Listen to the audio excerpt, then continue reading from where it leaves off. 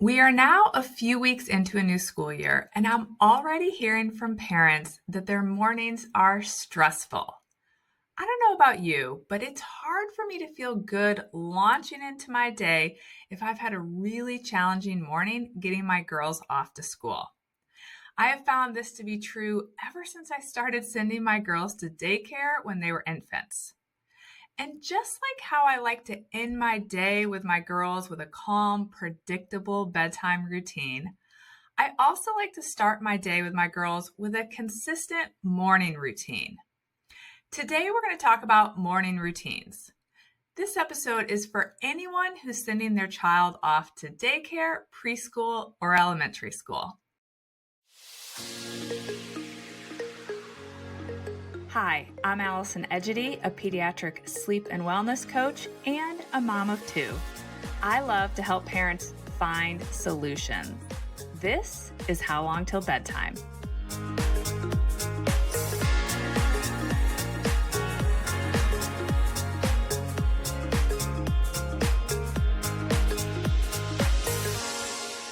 At this point, I think you know that I love a short and sweet bedtime routine. And if you're new here and you want to hear about the bedtime routine that I recommend that takes 30 minutes or less, be sure to check out episode 91.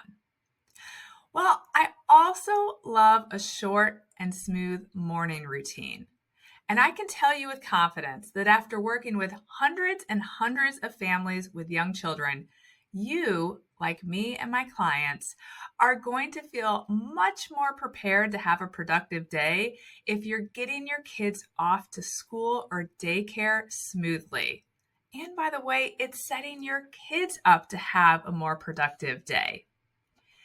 You're probably not going to be surprised by what I think is key for this to happen. It's having a plan and a little preparation. But I actually don't think it requires a ton of prep. For example, I have great admiration for parents who prepare lunches and snack for their kids in advance the night before, but that's just not how Mike and I operate. So we don't even prep food the night before. As it relates to prepping in advance, there are really three things that I prioritize. First, I try to make sure that the girls are getting enough sleep so that ideally they're waking up on their own. As they get older, I have to admit that this has been a little bit more challenging because they have homework that may keep them up past their ideal bedtime, and they have later sporting activities that also play into homework getting done later, staying up later. But I like to have them naturally waking up, or if I have to wake them up, about 30 minutes before we need to be out the door and into the car. And let me tell you that our mornings always go smoother when they are well rested. This morning was a good example. They both woke on their own because they got to bed at a reasonable time, and they just wake in better moods. So prioritize having your child well rested. Have them going to bed on time so they're getting enough sleep. Everyone's going to be in a better mood in the morning. Second, I set out the girls' clothes the night before. My girls wear uniforms, so they don't have a lot of choices, but I also don't have 5 days worth of uniforms for each of them. So occasionally, last night being one of those nights, I don't have their clothes washed and ready by the time I put them to bed. So they know if the clothes already aren't sitting on a chair at the end of their bed, that when they wake up in the morning, those clothes will be right outside their door, and the first thing they are supposed to do is get dressed. I realize this may seem like a small thing, and you may be thinking, it doesn't take me long to pick out their clothes or take my child long to pick out their clothes, or it's a uniform and they're going to wear the same thing every day. But I've done this both ways many times, and I can tell you that not having to look for any of the clothes, look for socks, discuss clothes when it was before they were wearing uniforms, to just be able to have them roll out of bed, see those clothes, and start putting them on is hugely helpful. So get those clothes laid out the night before. Third, pack up their bag or backpack. I swear that whenever we miss this step, the morning is more manic and something gets forgotten. In fact, this morning we forgot a book for Ainsley because we didn't pack it last night. And then lo and behold, when she got home, she said, not only did I forget that book that I remembered in the car on the way to school, I also forgot my math homework. It was sitting on the counter with the book. It feels like this happens in our house a lot if we don't get the bags packed the night before. So my girls now have homework. So their job before they head up to get to bed is to put their books and their folders back in their backpack. When they were younger, it was really about me getting their spare clothes and crib sheets that they would take to daycare in their bag ready the night before. So basically, I try to have everything other than their lunch and water bottles packed and ready to go the night before. So it's one less thing we have to scramble around and look for. So that's about it for prep. Those are the 3 things I prioritize. Another big thing is knowing who's doing what in the morning. Everyone has a responsibility. Mike and I like to divide and conquer whenever we're both in town. He's in charge of packing their lunches and feeding them breakfast. While he's doing that, I stay upstairs and I make sure that everything that needs to happen before the girls eat breakfast gets done. I make sure they are dressed, their hair and teeth are brushed, their beds are made, and they've turned off the lights before they head downstairs. This process was definitely more hands-on when they were younger, when I used to have to dress them. But now it's really about me making sure that they don't get distracted or dilly-dally or chit-chat. They are definitely in a different stage. This morning they were jamming out to tunes, and I just have to make sure they're keeping them moving. But in both the hands-on stage and the less hands-on stage, one of us is focused on getting the kids ready, walking the kids through those initial steps, and the other is dealing with food. On the note of the initial morning steps for the kids, have your kids dressed and ready for the day before they eat breakfast. I'm going to repeat this again. Have your kids dressed and ready for the day before they eat breakfast. Sometimes one of my girls will try to go downstairs and eat breakfast because they say, but I'm really hungry. But I assure you, this never ends well for us. I don't doubt that sometimes they are hungry first thing, but it always results in everything taking longer because it adds to the number of transitions that we have to navigate. They go downstairs, then they eat breakfast, then I have to get them back upstairs to change their clothes, then I have to get them back downstairs. So I know I say this all the time, but I think it's worth repeating. Transitions can be tricky for young children. Part of a smooth bedtime and or morning routine is to limit the number of transitions that our kids need to navigate, that we need to navigate with them. So we are very clear with the girls that they have morning steps that need to be followed.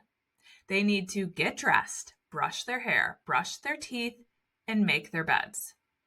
Then they go downstairs and eat breakfast.